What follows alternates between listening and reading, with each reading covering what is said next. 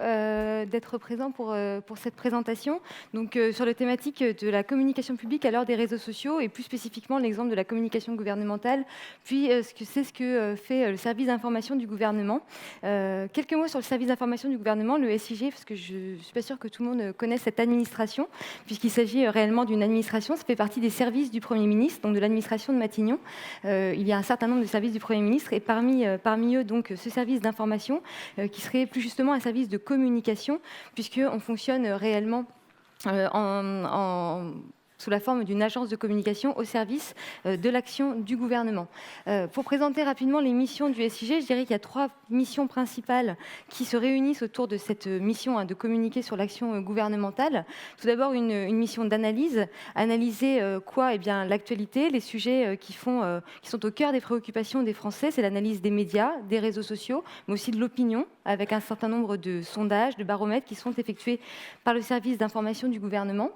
Une mission de communication au sens communication institutionnelle, puisque le service d'information du gouvernement coordonne, agrée l'ensemble des communications gouvernementales, l'ensemble des campagnes de changement de comportement que vous pouvez voir en affichage, à la télé, à la radio, que ce soit donc dans le domaine de la prévention en matière de santé, dans le domaine de la sécurité routière, dans le domaine du développement durable. Et puis, dans certains cas, le service d'information du gouvernement va produire lui-même ses campagnes institutionnelles. Et puis l'information, c'est vraiment ce que l'on fait au niveau du digital, au niveau du numérique. C'est la mission principale du site gouvernement.fr et de son écosystème. Alors, être présent partout, tout le temps, on a pris un peu cette image du jeu vidéo qui finalement, le but de la communication publique, la communication gouvernementale, c'est de parler au plus large public, de parler à tout le monde. On n'a pas réellement de cible identifiée. Notre cible, c'est l'ensemble des citoyens français, toutes catégories d'âge confondues, toutes catégories socio-professionnelles confondues. Et donc, pour être présent au plus près de l'ensemble de ces cibles, pour parler à l'ensemble de ces cibles, il faut être présent sur l'ensemble des canaux de communication qui sont disponible. Et on va dire que très longtemps, la communication gouvernementale s'est contentée d'une communication sur les canaux qu'elle connaissait bien, avec une certaine frilosité à aller sur les réseaux sociaux.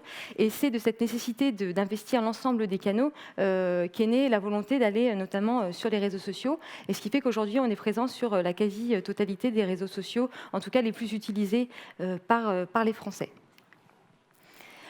En effet, le paysage médiatique s'est largement transformé ces 15 dernières années et ça a eu un impact conséquent pour la communication gouvernementale, puisque très longtemps, elle bénéficiait d'un paysage médiatique très identifié, avec un certain nombre de chaînes de télévision, un certain nombre de titres de presse identifiés, la radio. Et puis, ces 15 dernières années, ce paysage a été entièrement modifié, a complètement été bouleversé.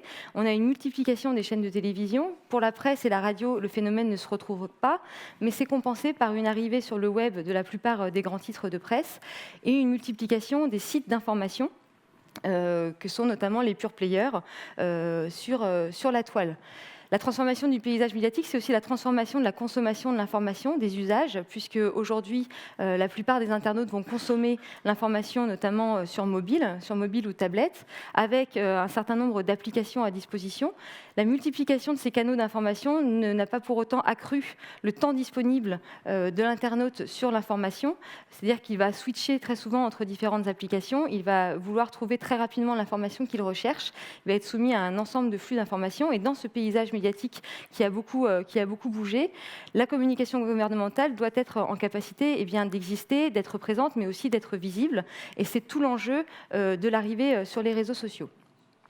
Donc face à cette transformation du paysage médiatique, il a fallu également adapter sa présence en ligne, et ça a été une évolution qui n'a pas été forcément des plus rapides, des plus évidentes pour la communication gouvernementale, et ce qui explique, vous allez le voir, qu'on a mis un petit peu de temps à arriver sur les réseaux sociaux.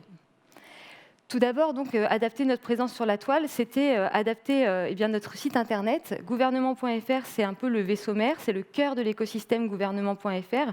C'est là que vous allez retrouver l'ensemble de l'information sur l'action gouvernementale, sur les grandes réformes. Ce site a été entièrement revu en 2014 pour passer d'un site très institutionnel à un site vraiment sous forme média. Le premier site gouvernement.fr, c'est 1996. Je vous invite à aller visiter. On a mis en ligne l'ensemble des sites internet du Premier ministre sur un site qui s'appelle archives.gouvernement.fr. On retrouve l'ensemble de ces sites depuis 1996 et on peut se rendre compte de l'évolution, bien entendu, sur la toile de notre présence. En 2014, on a véritablement décidé de passer d'un site qui était vitrine institutionnelle de l'activité de Matignon à un site média. Alors bien entendu, on fait de la communication, donc ce qui est un peu notre point d'ancrage, c'est l'actualité du gouvernement, du Premier ministre, l'ensemble des grandes réformes. Mais ce site a été entièrement repensé pour être beaucoup plus dans les codes du web, pour être beaucoup plus accessible, beaucoup plus clair, et aussi faire un plus grand lien avec les réseaux sociaux. C'est-à-dire qu'on a, bien sûr, les réseaux sociaux sont valorisés dès la homepage, et on a également imaginé que tous nos contenus pouvaient être partagés sur les réseaux sociaux. Donc on a des boutons de partage, et on a des contenus qui sont typiquement pensés réseaux sociaux que vous allez retrouver sur le site. C'est l'ensemble des infographies, de petits argumentaires que vous pouvez directement partager sur les réseaux sociaux. Donc une meilleure ergonomie, une plus grande accessibilité, un design plus adapté, et on constate que ça a vraiment permis à gouvernement.fr d'élargir son audience, puisqu'aujourd'hui on est entre 700 000 et 1 million de visiteurs uniques par mois. On a constaté qu'on avait un taux de rebond qui s'était largement amélioré, et surtout on a un plus grand nombre de partages de nos contenus sur les réseaux sociaux directement depuis la plateforme. Ensuite, adapter sa présence sur le web, c'est également arriver sur les réseaux sociaux, une arrivée donc, que vous allez pouvoir juger tardive par rapport bien sûr à tout à chacun. Janvier 2013, on arrive sur Twitter. Il faut attendre septembre 2014 pour Facebook. Octobre 2014, on lance également le compte Instagram, mais sans véritable stratégie éditoriale au départ.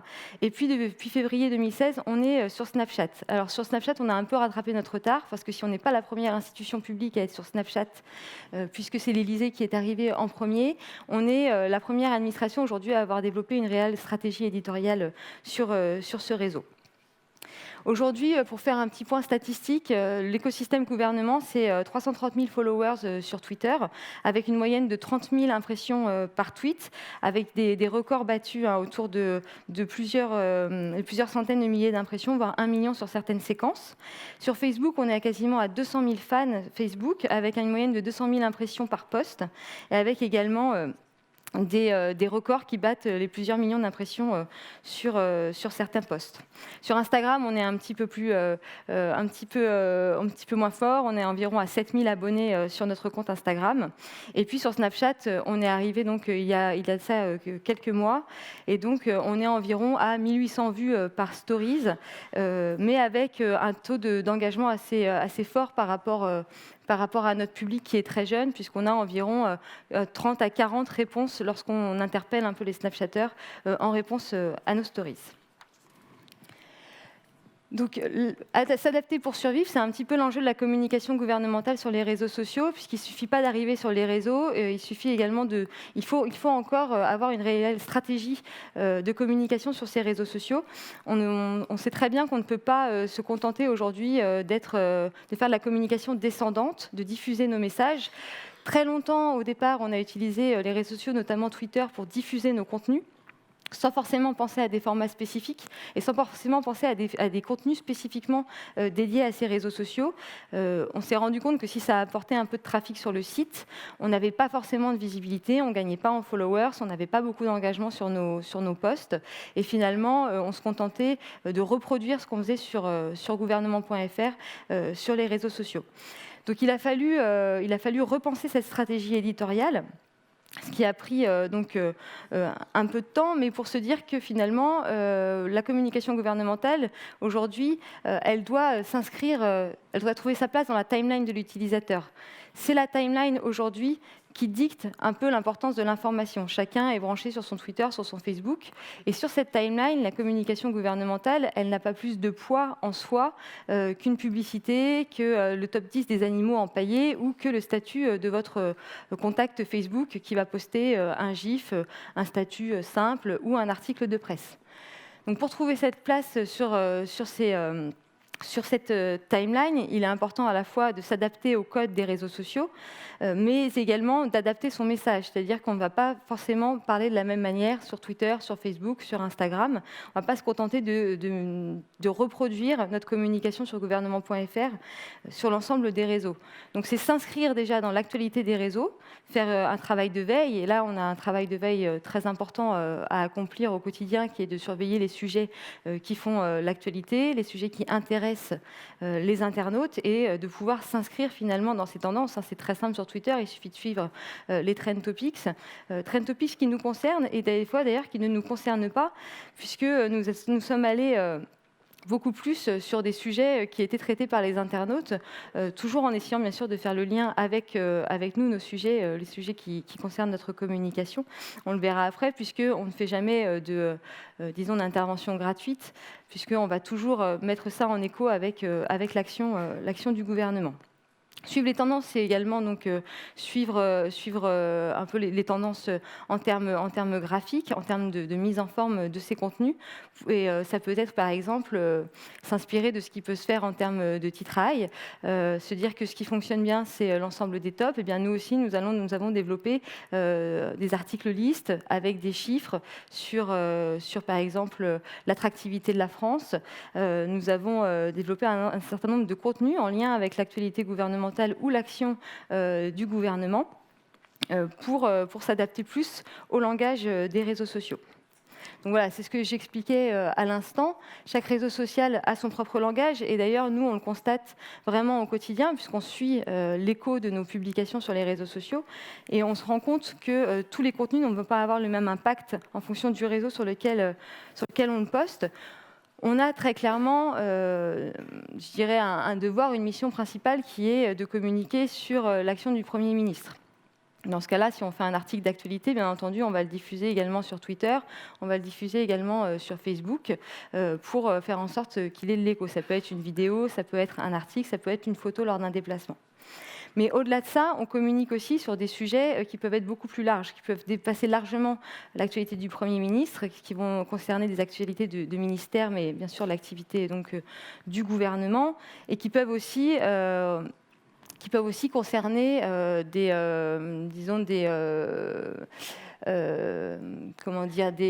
Français qui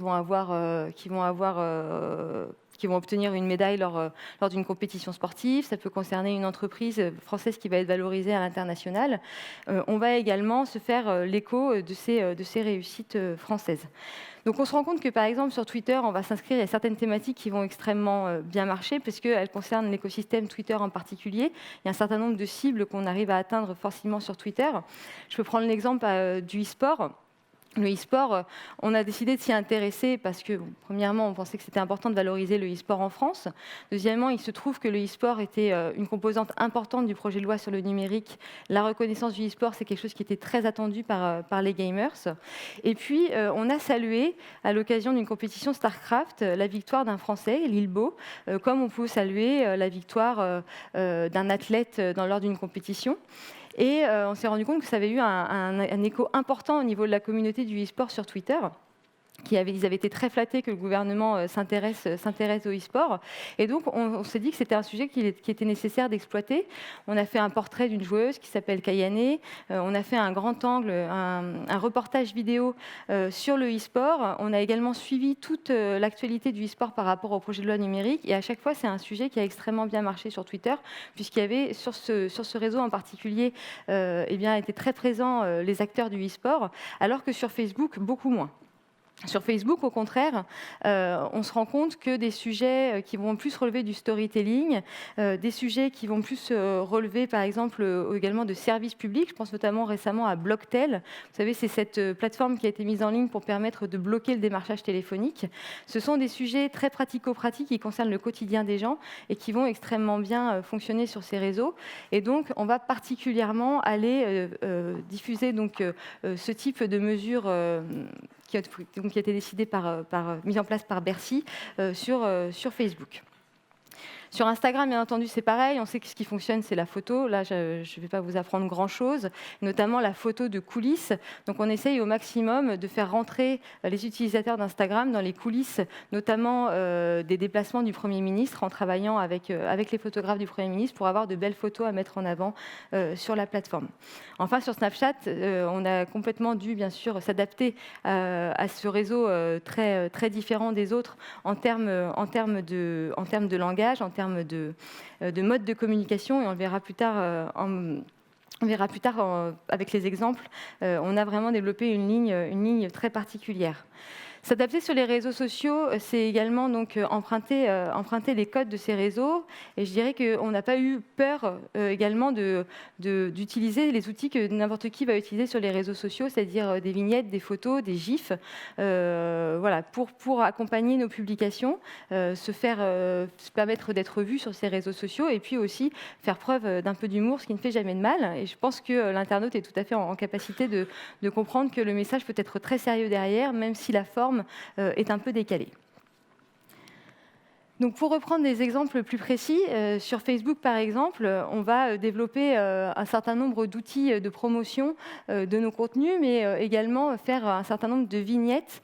On a beaucoup utilisé donc, le format vignette sur Facebook, à la fois donc là, comme vous pouvez le voir, pour encourager l'équipe de France. On l'a même développé en GIF sur 7 € 2016, mais également pour marquer la solidarité du gouvernement français avec à l'occasion d'un certain nombre d'événements. Je pense bien entendu aux attentats. Là, pour cette vignette maillot numérique, vous reconnaîtrez donc le drapeau américain et le drapeau LGBT.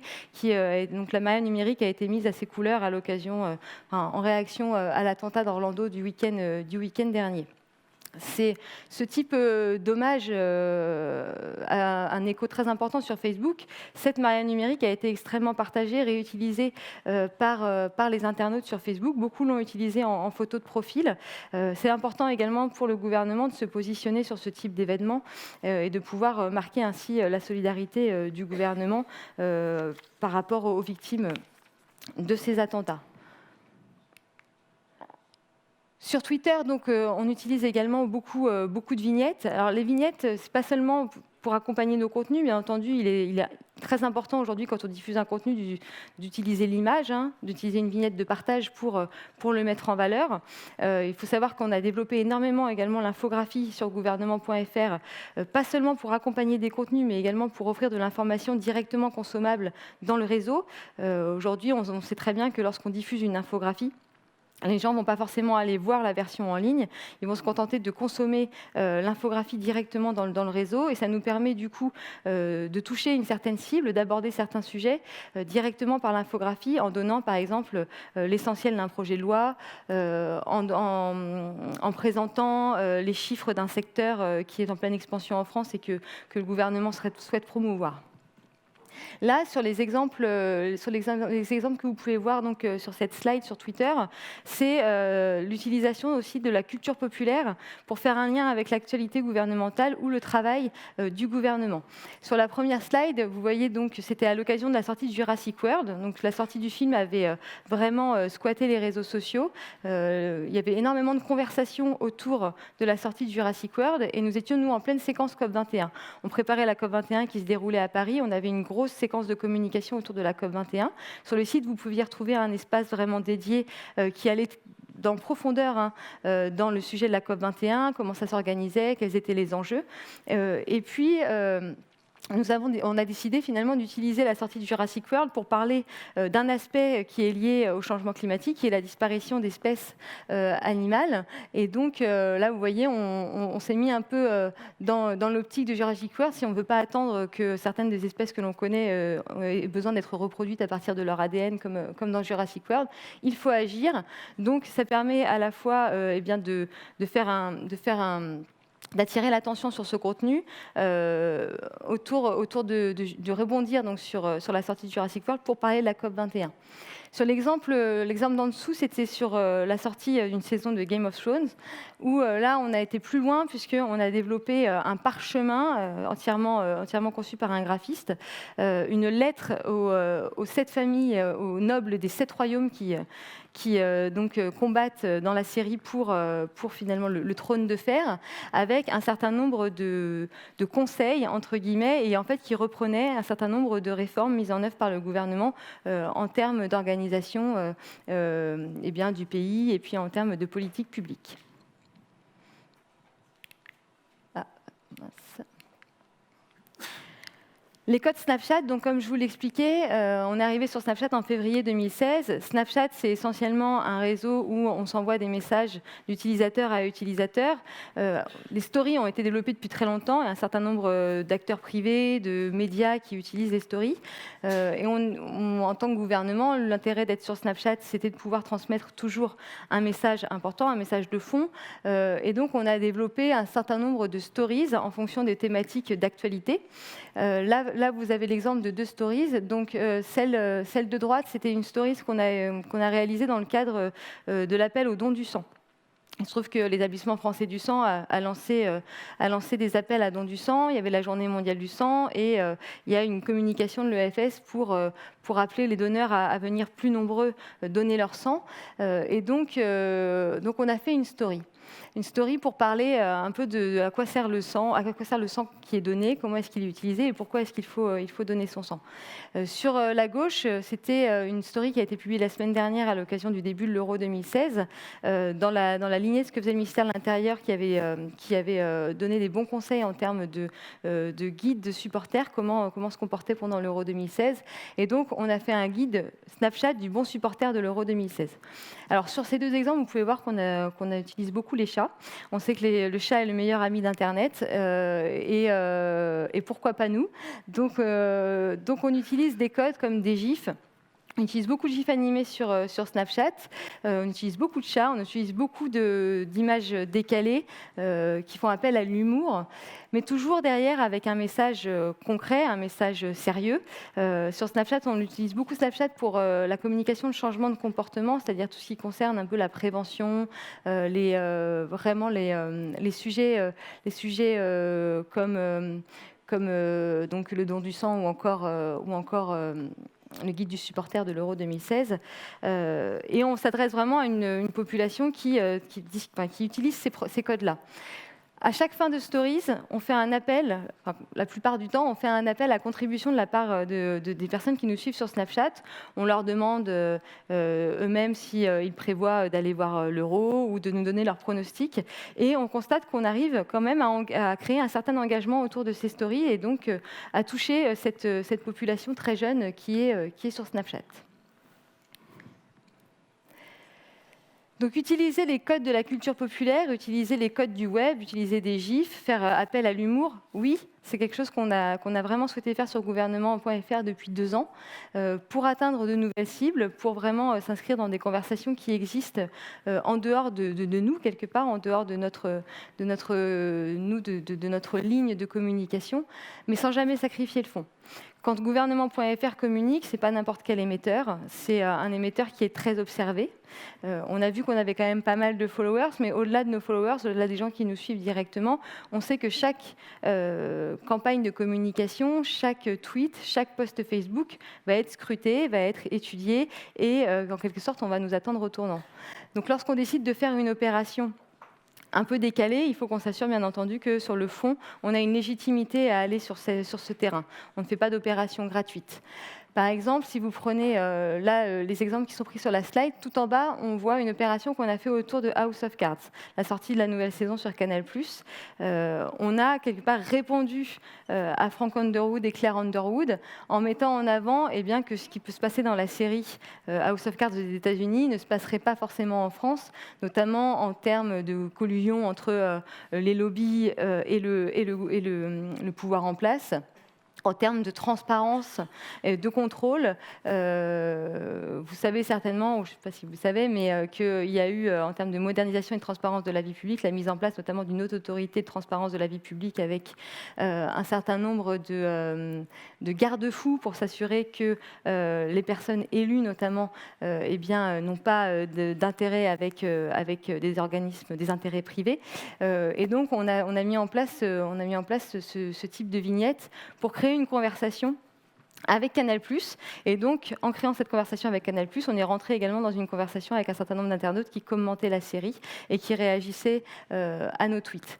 Sur l'exemple qui est à droite, c'est un module qu'on a mis en place à l'occasion des fêtes de fin d'année en 2014. Ça s'appelait le bingo de Noël. En fait, on était parti du principe que lors des dîners de famille, notamment à Noël, on en vient souvent entre le fromage et le dessert à la discussion politique, à la discussion sur ça va mal, la France va mal, etc. Et donc, on s'est dit qu'on allait offrir à l'internaute qui le souhaitait un certain nombre de réponses, en tout cas d'éléments, pour pouvoir rétablir les faits lorsqu'ils sont déformés, ou en tout cas pour permettre de participer à cette conversation. Donc c'était un petit module, quand vous cliquez sur une des images, vous avez un argumentaire derrière. On est parti sur une mise en forme, sur une mise en scène très rigolote, en décalé, et derrière, on avait toujours bien entendu des choses très concrètes, du fond, avec des capacités pour les personnes d'aller s'informer plus sur le site internet s'ils le souhaitaient. Pour finir, j'ai peut-être été un peu vite, mais du coup, ça va laisser la place peut-être aux questions. Je voulais faire un focus sur l'utilisation des réseaux sociaux en gestion de crise, parce que là, je vous ai parlé beaucoup de la communication, de comment nous, on s'insère dans des conversations, comment on transforme notre communication pour être présent sur les réseaux sociaux, pour être entendu, et aussi pour intéresser les utilisateurs des réseaux sociaux et s'inscrire dans les nouveaux usages du web. Mais il se trouve que les réseaux sociaux peuvent aussi également avoir vraiment un rôle très, très utile en termes notamment de gestion de crise. C'est ce qu'on appelle les MSGU, les médias sociaux en gestion d'urgence. C'est l'utilisation des réseaux sociaux à la fois pour transmettre les bons messages et en même temps pour permettre d'être un petit peu ce phare, parfois dans la nuit, dans le doute, dans le trouble des périodes de crise, et pour offrir à l'internaute un certain nombre d'informations auxquelles il va pouvoir se référer.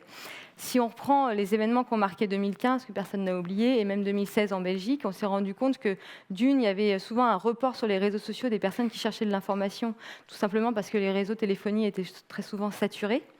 Et qu'en même temps, sur les réseaux sociaux, il y avait beaucoup d'informations qui circulaient et qui n'étaient pas toujours très, très faciles à identifier. Beaucoup de choses fausses qui circulaient également. Je me souviens notamment du 13 novembre, lors des attentats à Paris. Il y avait beaucoup d'annonces de nouvelles attaques dans Paris qui n'étaient pas vérifiées et qui finalement venaient troubler l'information sur comment se déroulait cette gestion de crise. Donc, intervenir en gestion de crise, il faut savoir que le ESIG, il y a une cellule de crise. Lorsqu'on est en crise, on travaille énormément aussi, bien sûr, avec le ministère de l'Intérieur qui est un peu en tête de pont. Mais on a également une cellule de crise qui est là pour justement intervenir en cas de crise.